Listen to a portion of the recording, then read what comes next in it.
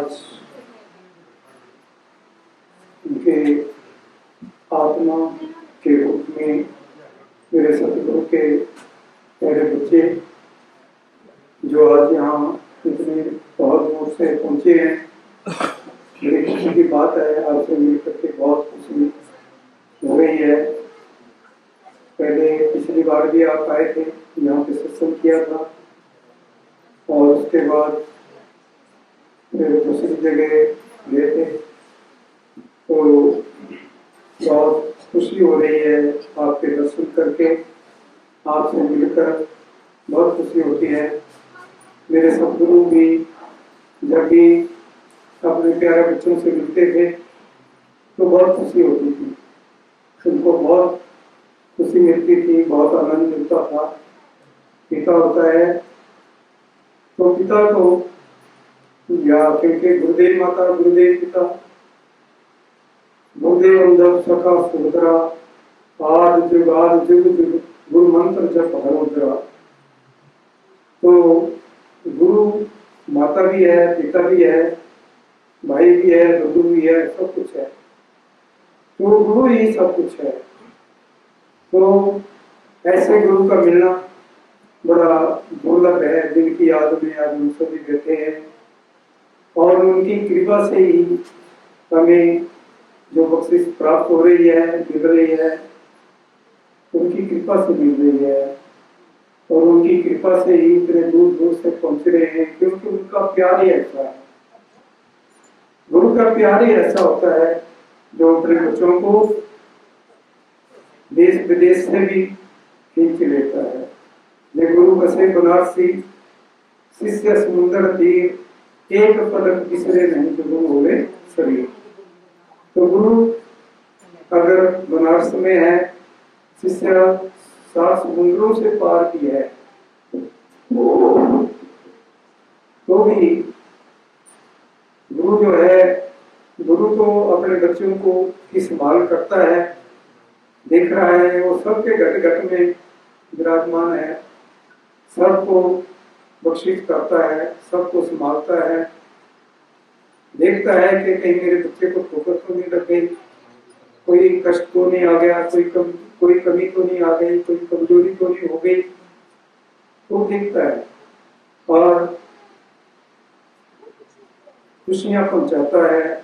लेकिन हम थोड़ा विचलित हो जाते हैं अगर हमारे कर्मों के हिसाब से। प्रारब्ध कर्म तो सबके होते हैं, कर्मों के हिसाब से अगर कोई दुख आ जाता है, कभी कोई कमी कमजोरी आ जाती है, तो हम विचलित हो जाते हैं कि ऐसा काम क्यों नहीं हुआ, ऐसा क्यों नहीं हुआ, तो और ऐसा क्यों हो गया। तो वही है सोई जो राम रची राखा, होना भी वही होता है जो उसने पहले ही लिख दिया है, होना भी वही होता है। और तो कमी कमजोरी आती है भी हमारे प्रारब्ध कर्मों के मुताबिक आती है, लेकिन इसके लिए भी धैर्य की जरूरत होती है, प्यार की जरूरत होती है। धैर्य है, प्यार है, तो फिर कोई कमी नहीं आती, फिर आपका भजन भी चल पड़ेगा, धुन चल पड़ेगी आपकी, और अंदर की आंख भी खुल जाएगी, तो फिर हमारे सारे काम ठीक हो जाते हैं। तो इसलिए विचलित नहीं होना चाहिए। तो बंधु गुरु पद कृपा सिंधु नर रूप हरि महामोहम तुम दसु वचन रवि कर निकर। तो दास अपने गुरुदेव के चरणों में कोटि कोटि बार दंडवत प्रणाम करता है, क्योंकि वो सत्ता, वो परम सत्ता इस संसार में आई और उन्होंने सारे संसार को वो ज्ञान दिया, जिस ज्ञान को प्राप्त करना बहुत बड़े ऊंचे भाग्य की बात है। तो देश में विदेश में एक एक जीव को, एक एक जीव की संभाल की। तो गुरु जब आता है, गुरु आए घन गरज कर सत सत किया प्रकाश, बीज पड़ा था भूमि में फल फूलों की आस। तो गुरु जब आ जाता है, आप सुबह पड़े हुए हैं अपने बिस्तर में, 3 बज रहे हैं, 3:30 बज रहे हैं, तो वो धारा चल पड़ती है, तो गूंज जो है गुंजायमान हो जाती है, तो उस समय जाग जाना चाहिए। फिर बैठ जाओ, अपने गुरु का आदर करो, सत्कार करो, क्योंकि गुरु का कोई रंग नहीं होता, गुरु का कोई रूप नहीं होता, गुरु कोई शरीर नहीं होता। गुरु तो आज सच जुगाद सच है भी सच, नानक होसी भी सच। गुरु तो जुगों जुगांतरों से, इस सृष्टि से पहले तो वही सत्ता थी, लेकिन जब परमात्मा ने देखा कि इस संसार में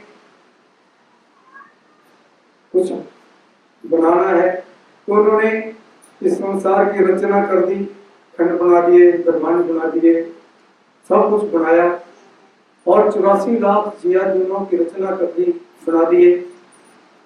और फिर देखा कि मेरे जैसा भी कोई है, तो फिर ये इंसान का चोरा बन गया। लेकिन फिर परमात्मा ने देखा तो ये अपने आप में कोई हरकत नहीं कर रहे थे, तो फिर परमात्मा जो है सबके अंदर विराजमान हो गए, आत्मा परमात्मा के रूप में, और फिर सारे हरकत में आ गए। लेकिन सतयुग का वो समय था जब इंसान की 1 लाख वर्ष की आयु होती थी, लेकिन सभी सत्यवादी होते थे। प्राण जाए पर वचन न जाए, प्राण निछावर कर देते थे, लेकिन अपने वचन से कभी विचलित नहीं होते थे। लेकिन समय बीतता गया, इंसान के अंतर में, इंसान के अंदर अंतर आता गया, पाप कर्मों की तरफ प्रवृत्त होता गया, और फिर आयु का पतन हो गया। तो आयु का पतन हो गया, और त्रेता युग आया, तो त्रेता युग में 10,000 वर्ष रह गई, और फिर द्वापर युग आया तो 1,000 वर्ष रह गई, कलियुग आया तो फिर 100 वर्ष की आयु रह गई। लेकिन आज तो 100 वर्ष की आयु भी नहीं है। आज तो दुनिया का जीवन ही विषय विकार, नशा, पता, यही है कि बस यही सब कुछ है। परमात्मा को किसी ने देखा? परमात्मा को कौन देख सकता है? अगर आपने मंदिर में जाना है तो आपको अपना घर छोड़ना पड़ता है। अगर आपने परमात्मा से मिलना है तो आपको कुछ भी नहीं करना पड़ेगा, आपको तो अपने स्थान से एक पग भी इधर नहीं होना पड़ेगा, वो तो आपको पहले ही मिला हुआ है। तो उसको ढूंढने के लिए आपको कहीं दूर नहीं जाना पड़ेगा, वो नजदीक से नजदीक है। तो कभी गीता जी के अंदर भगवान कृष्ण जी एक श्लोक में समझा रहे हैं कि मनुष्य नाम शस्त्रेषु कनिचति सीधानाम पश्चिमाम वेदी तत्वतः, कि हजारों मनुष्य में से, कहते हैं कि हजारों मनुष्य में से कोई एक होता है, और उन हजारों सिद्धों में से भी कोई एक होता है जो मेरी तरफ को आने की चेष्टा करता है और मेरी तरफ आ जाता है। हजारों में से कोई बिरला होता है जो गुरु की तलाश में निकल जाता है, जिसमें वो शुभेच्छा जाग जाती है और वो गुरु की तलाश में निकल जाता है। तो जो गुरु की तलाश में निकल जाता है, जिस चीज की तलाश में चल पड़ता है, उसको चीज मिल जाती है। तो इसलिए एक श्लोक में और समझा रहे हैं गीता जी के, कारण है दोषों पर स्वभाव प्रचामी तुमाम धर्म सुचेतः यस्य स्यानि नीचितं ब्रूहि तन्मे शिष्यते हम सांधि माम तमाम तपन्नम। तो क्या कहते हैं भगवान जी, क्या कह रहे हैं कृष्ण भगवान जी, कह रहे हैं कि जो प्राणी गुरु की तलाश में निकल जाता है, क्योंकि जन्मों जन्मांतरों के पुण्य के प्रताप से, जिसके पुण्य के अंकुर निकल चुके हैं, अंकुरित हो चुके हैं, वही उस नाम की प्राप्ति कर सकता है, वही उस नाम की तरफ आ जाता है। तो फिर वो शिष्य जो है वो गुरु की तलाश में निकल जाता है। तो शिष्य तो बैठा है लगा के समान, कोई शिष्य आए और उसको पार लगा सके, तो गुरु तो बैठा है। लेकिन जब शिष्य उनके पास पहुंच जाता है तो फिर गुरु अपनी कृपा वाणी के द्वारा, उस उपदेश के द्वारा फिर उसको वो ज्ञान जो है उसको देते हैं। और फिर उस ज्ञान की को प्राप्त करके फिर वो गुरु के हवाले होकर गुरु के वचनों के ऊपर अमल करता हुआ जब चल पड़ता है तो फिर वो बूंद के रूप में, जैसे आत्मा के रूप में होता है, तो फिर एक दिन वो आत्मा परमात्मा में समा जाती है और परमात्मा ही हो जाती है। फिर उसमें और परमात्मा में कोई भेद नहीं रहता। तो आत्मा का धर्म यही है कि उसने परमात्मा में समाना है, परमात्मा से मिलना है। और अगर ये काम मनुष्य जोड़े के अंदर नहीं हुआ तो फिर 84 लाख का चक्कर फिर पड़ जाएगा। 84 लाख जितने भी योनियां हैं ये भोग योनियां हैं, इनके अंदर भोग भोग सकते हैं। केवल मात्र भोग भोगने का ही इसमें विधान है, वो भोग ही भोग सकते हैं, परमात्मा को नहीं जान सकते। परमात्मा को केवल मात्र एक इंसान ही जान सकता है। तो हजूर भी बताया करते थे, महाराज जी भी समझाया करते थे कि जो इंसान गुरु के वचनों के ऊपर अमल करता है और गुरु के अमलों के मुताबिक चल पड़ता है, वचनों को लेकर के चल पड़ता है, तो वो एक दिन फिर नदी नहीं रह जाता, फिर वो समुद्र ही हो जाता है। तो इसी प्रकार से कभी कहा है कि कारण है 205 प्रचामे तमाम धर्म सुख चेता यस्य स्यानीरी चितंदुरी तन्मे शिष्य तेहम सांदी माम तमाम प्रपन्नम। तो वो शिष्य फिर उस नाम को प्राप्त करके अपना जीवन धन्य कर लेता है। इसलिए एक और श्लोक में समझा रहे हैं, गीता जी के श्लोक में और समझा रहे हैं, यदा स्नाते चायं कुर्मो गानि सर्वसह इंद्राणि इंद्राथ वै तस्य प्रज्ञप्तिष्ठा। तो क्या कह रहे हैं? कहते हैं कि जिस प्रकार कछुआ होता है, कछुआ अपने अंडों को तोड़ देता है, और इसी प्रकार जो साधक होता है, गुरु का शिष्य होता है, वो अगर अपने इंद्रियों के ऊपर अंकुश लगा देता है, अपनी इंद्रियों के ऊपर कंट्रोल कर लेता है, तो वो परमात्मा का साक्षात्कार कर लेता है, उसकी जड़ चेतन की ग्रंथि खुल जाती है। जो विषय विकारों में लंपट रहता है, विषय विकार भोगता है, भोगों में लगा रहता है, उसके लिए परमात्मा का मिलना, परमात्मा की प्राप्ति दुष्कर, उसको परमात्मा कभी नहीं मिल सकते, वो परमात्मा की प्राप्ति कभी नहीं कर सकता। तो इसलिए जो शिष्य गुरु से नाम लेकर के अगर अपना जीवन नेक पाक सदाचारी जीवन बना लेता है और गुरु के वचनों के ऊपर चलता है, वो कभी नहीं गिर सकता। तो जो गुरु के वचनों के ऊपर अमल नहीं करता वो गिर जाता है, उसका पतन हो जाता है। तो गीता जी के एक श्लोक में बहुत सुंदर ढंग से समझा रहे हैं, भोगना भुगता वह वेद भुगता। तो सारे संसार को ये भोग ही भोग देते हैं। जो भोगी बन जाता है वो एक दिन सोगी भी बन जाता है, उसको उसका ग्रास फिर ये भोग कर लेते हैं। जैसे आजकल के समय के मुताबिक करोड़ों में कोई एक होगा, कोई एक मिलेगा, तो जो अपने धर्म के ऊपर तत्पर रहता है, जो अपने धर्म के ऊपर तत्पर रहता है, वो अपनी आयु, जितनी आयु उसको मिली है, वो आयु अपनी पूरी व्यतीत करता है और बड़े सुखी ढंग से।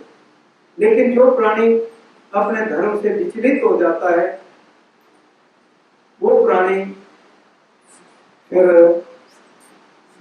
पाप कर्मों पे ही तर्क लग जाता है, फिर उसको पाप में पुण्य, पुण्य में पाप नजर आते हैं। जैसे धर्म में अधर्म, जैसे उल्लू होता है, उल्लू की आंखों में ऐसा लेंस फिट हुआ है, ऐसा लेंस फिट किया है परमात्मा ने कि उसको अंधेरे में उजाला और उजाले में अंधेरा नजर आता है। इसी प्रकार मनुष्य की बुद्धि के अंदर भी ऐसा लेंस परमात्मा ने फिट किया है कि उसमें पाप में पुण्य, पुण्य में पाप नजर आते हैं। वो इंसान इसी में लगा रहता है। कलियुग केवल नाम आधारा, सुमर सुमर नर उतर ही पारा। कलियुग के अंदर न जप, न तप, न पूजा, न पाठ, न हवन, न यज्ञ, कोई चीज में किसी का सहारा नहीं है, न तीर्थ, न व्रत, किसी चीज का सहारा नहीं है। कलियुग में अगर इस संसार रूपी सागर से अगर पार कोई होना चाहता है तो उसको नाम प्राप्त करके नाम रूपी ट्यूब के ऊपर, जैसे अगर आपने दरिया को पार करना है, समुद्र को पार करना है, तो नाम रूपी ट्यूब के ऊपर बैठ जाओ और उसको पाप रूपी पेंचर से बचाना पड़ेगा। अगर पाप रूपी पेंचर लग जाएगा तो फिर डूब जाएगा। तो अगर पेंचर से बचा लेंगे तो पार हो जाएंगे, बड़ी खुशी के साथ पार हो जाएंगे, नहीं तो डूबना पड़ेगा। तो तभी कहा है कि कृष्णोति, गीता जी के श्लोक में समझा रहे हैं, कृष्णोति मंगलम नाम यस्य वाची प्रवर्ते। परमात्मा का वो मंगलमय नाम बड़ा बहुत अनमोल है, जिसका मिलना बड़ा दुर्लभ है, बड़ा दुर्लभ है। एक तो अपनी बुद्धि इंसान की जो है वो इस तरफ आती नहीं है, कभी नहीं आती है।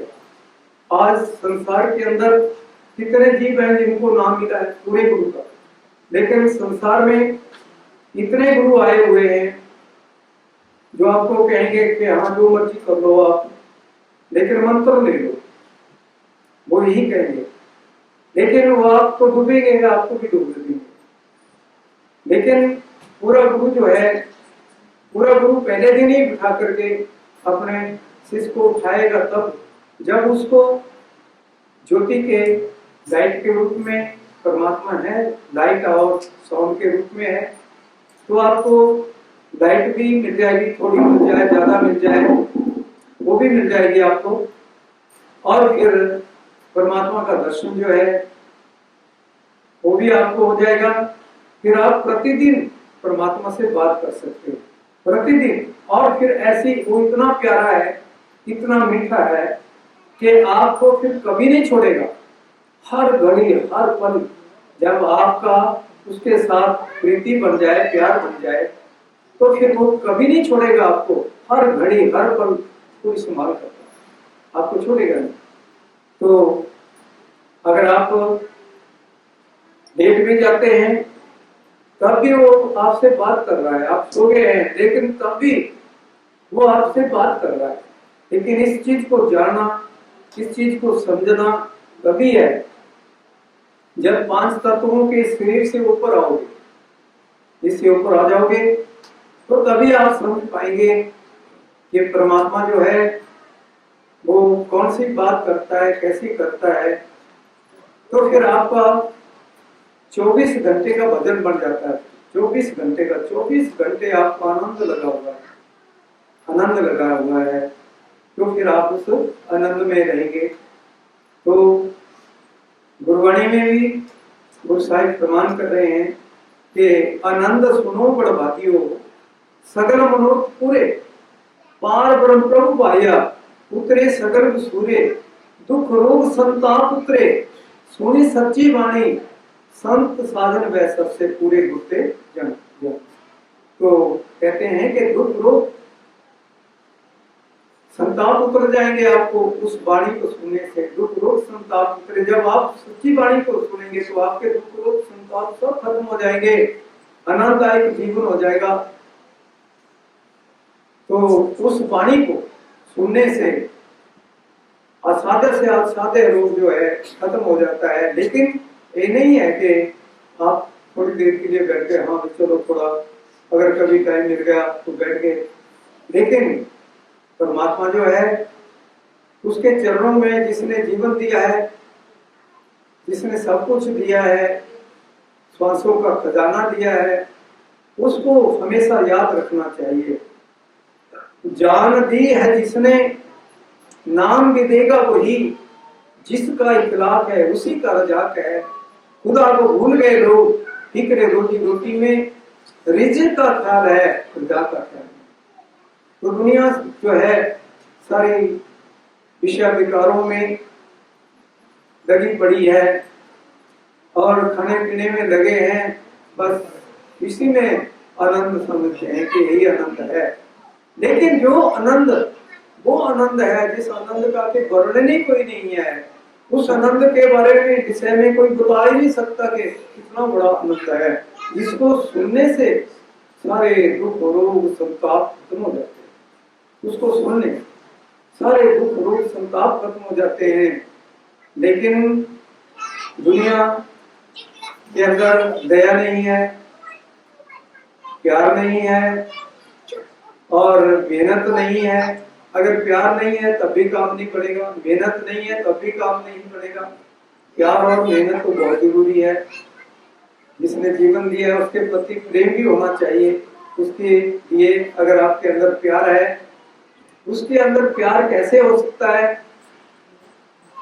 कहते हैं सद साध इबादत कुनन निवाजी निस्त, कसे को इश्क नदारद खुदा राजी निस्त।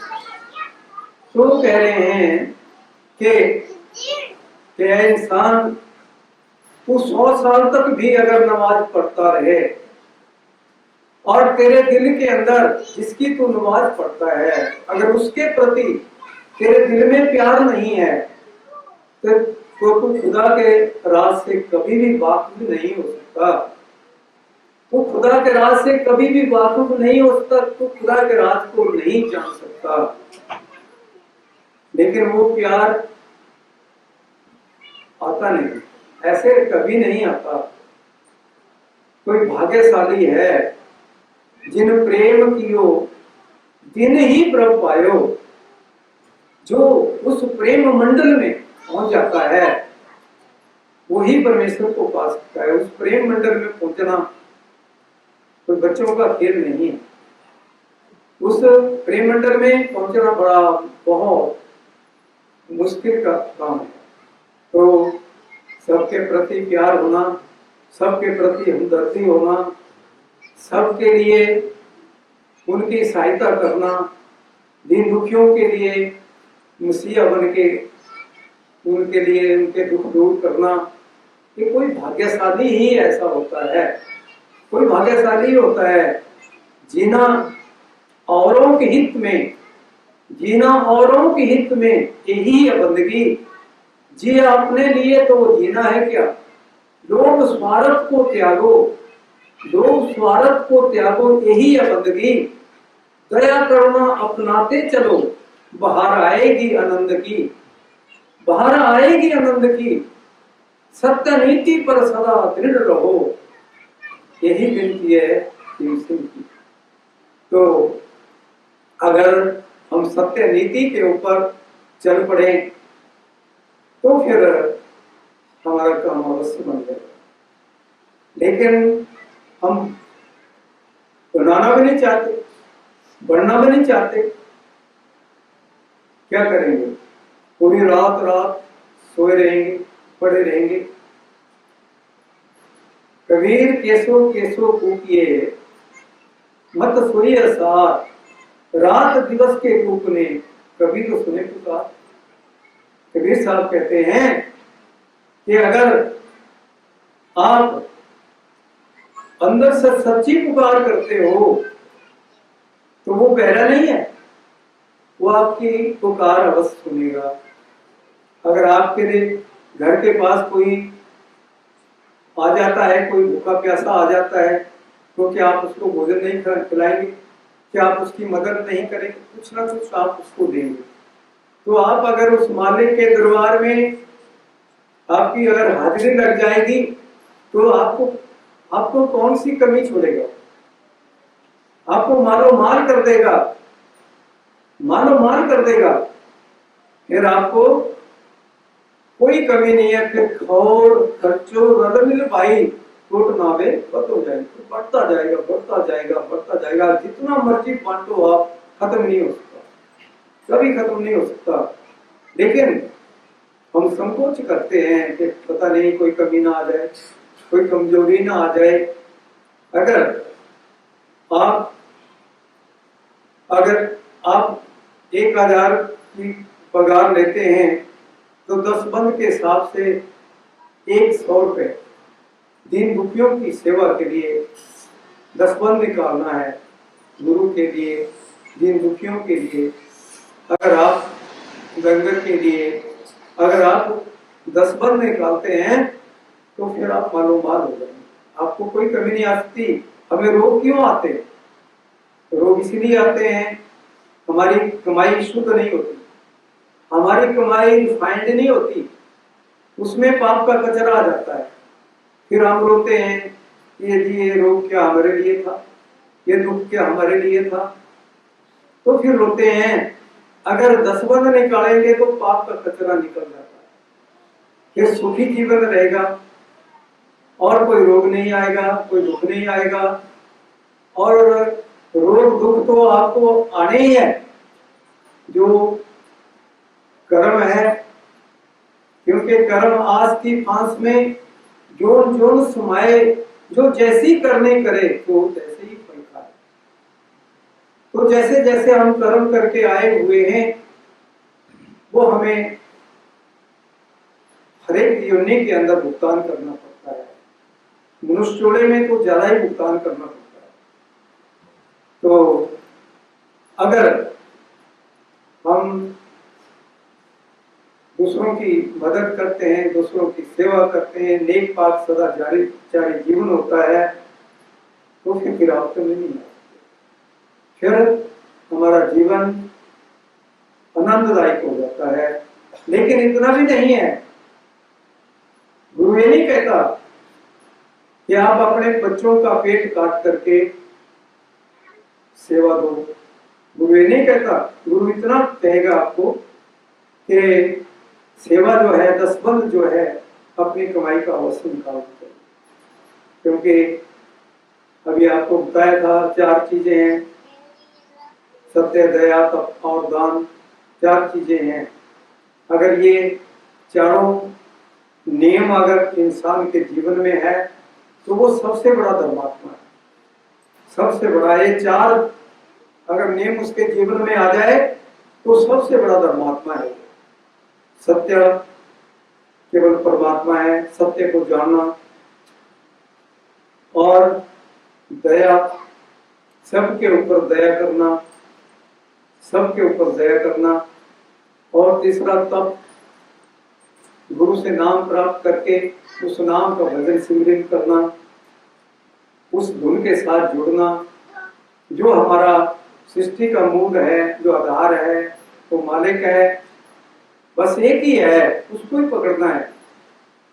दुनिया में रास्ते तो बहुत है, कोई इधर जाता है, कोई इधर जाता है, भटकना नहीं है, सीधे रास्ते के ऊपर चलना है, उस एक ही रास्ते के ऊपर चलना है जो रास्ता सभी तरफ चल।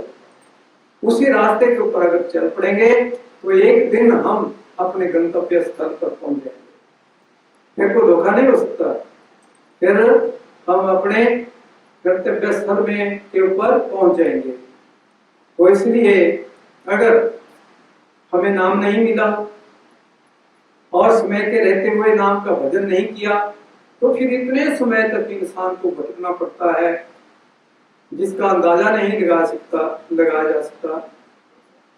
तो थोड़ा सा अगर इंसान विचार करता है तो फिर उसका जीवन जो है सफल हो जाता है। यत् फलम नास्ति तपसा योगम समाधि नाम तत्फलम लभ्यते संफलो ईश्वरनाथ। तो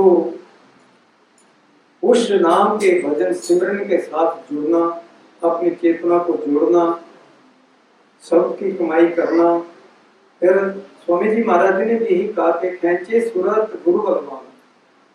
तो गुरु जो है फिर इस चमड़े के शरीर से निकाल देता है और फिर हमारा जीवन बड़ा आनंददायक जीवन हो जाता है। ये जीना भी क्या है, ये कोई जीना नहीं है। जो इंसानी चौबे का जीवन है वो ये जीवन नहीं है। जिस जीवन को हम समझ रहे हैं ये जीवन नहीं है। ये तो एक जैसे एक कुत्ता होता है उस तरह का जीवन है इंसान का। क्षमा करना आपने, उसी तरह का है।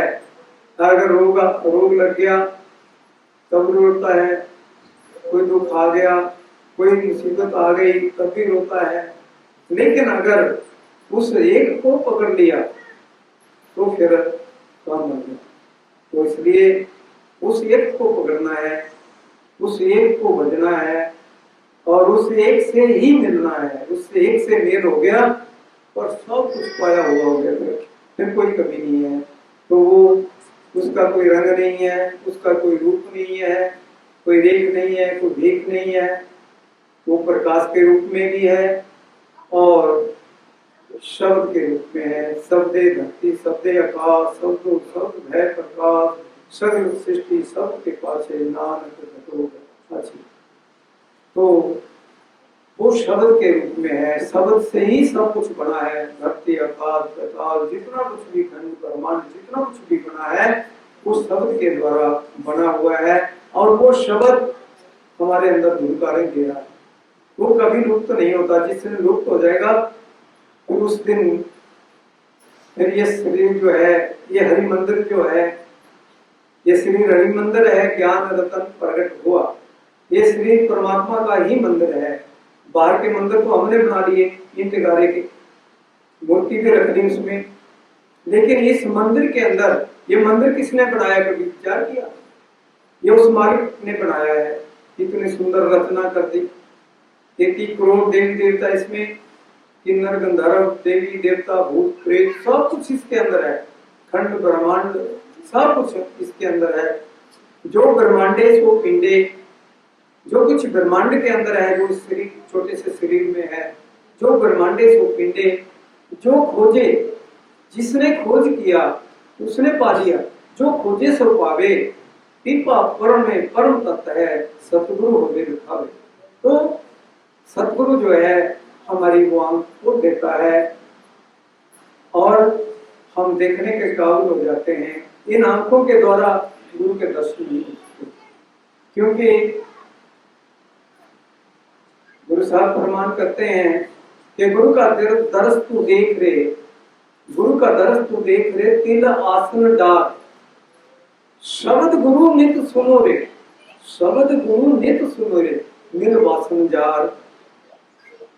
तो अगर आप शब्द की कमाई करते हैं तो एक दिन आप इस चमड़े के शरीर से निकल जाएंगे, इस कब्र से निकल जाएंगे और एक दिन फिर आत्मा परमात्मा का साक्षात्कार कर लेगी और फिर हमारा काम बन जाएगा। लेकिन ये बनेगा तभी जब हम शब्द की कमाई करें।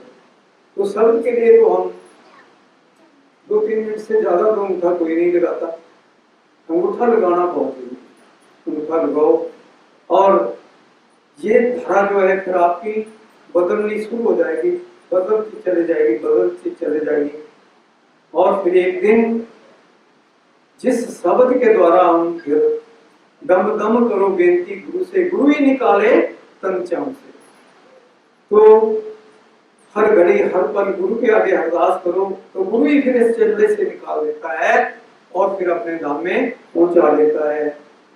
तो जब आप पारब्रह्म के देश में पहुंच जाएंगे तो फिर गुरु का दर्शन यहाँ तीसरे तीर से होता है। यहाँ से गुरु का दर्शन होगा इस आंख के द्वारा। तो गुरु का दर्शन क्या है? क्योंकि जब हमें पारब्रह्म के देश में गुरु के दर्शन हो जाते हैं तो हमारी गुरु भक्ति पूरी हो जाती है। तो गुरु तो वहां खड़ा है हमारे इंतजार में, लेकिन गुरु का दर्शन कोई ऐसा वैसा नहीं है। जब आप पार ब्रह्म के देश में पहुंच गए, ये तो आप बाहर एक सूर्य देखते हैं, आपका अपना प्रकाश जो है 12 सूर्य का प्रकाश है। यहाँ 2 सूर्य उदय हो जाए तो जल जाएगा संसार।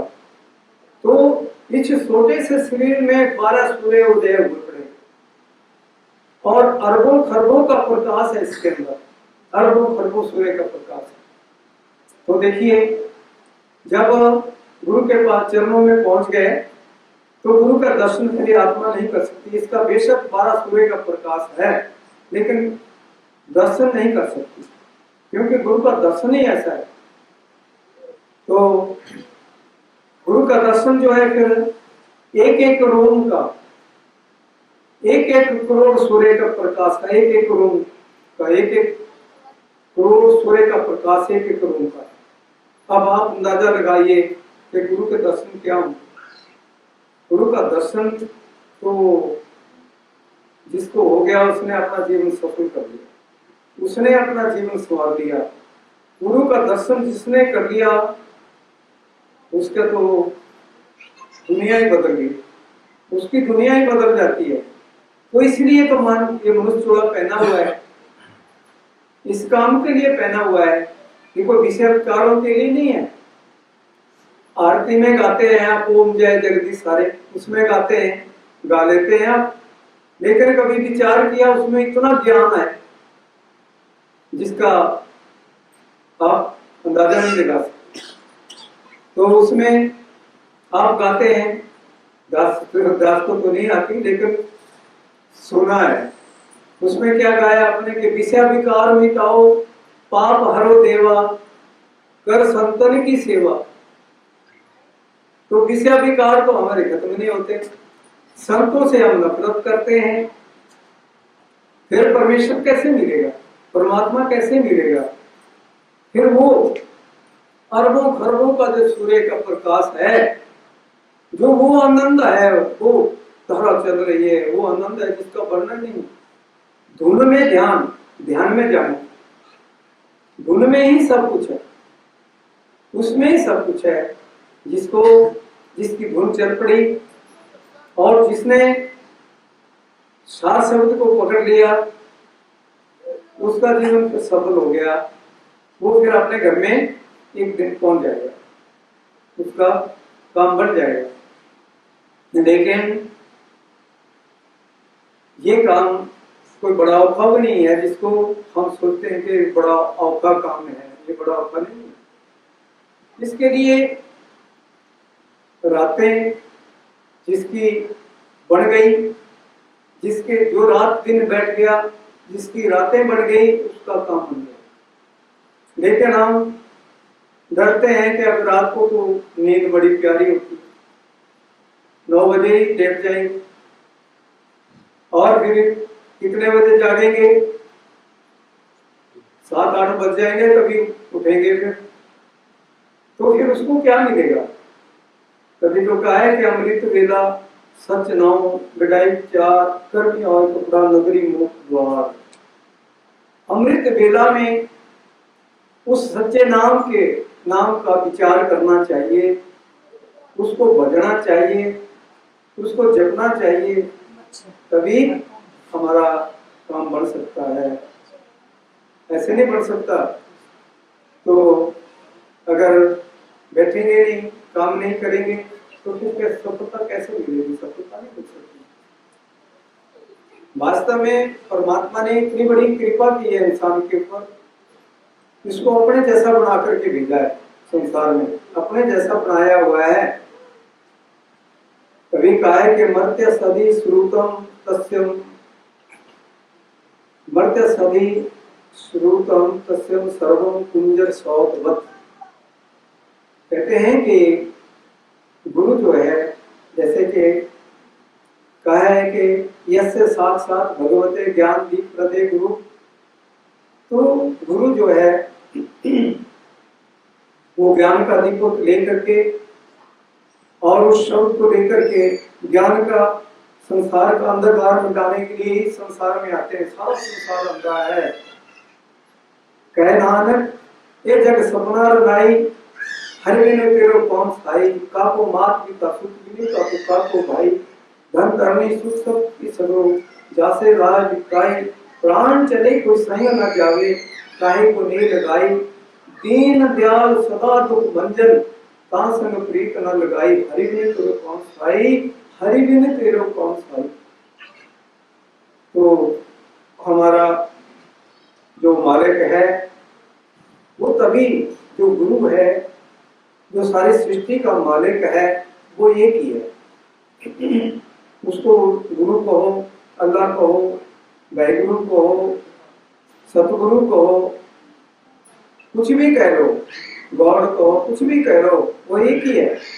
किसी भी रूप में मान लो, वो एक ही है। तो जिसने उसको जान लिया उसने अपना जीवन संवार लिया, उसने सदा के लिए सुखों के भंडार प्राप्त कर लिए।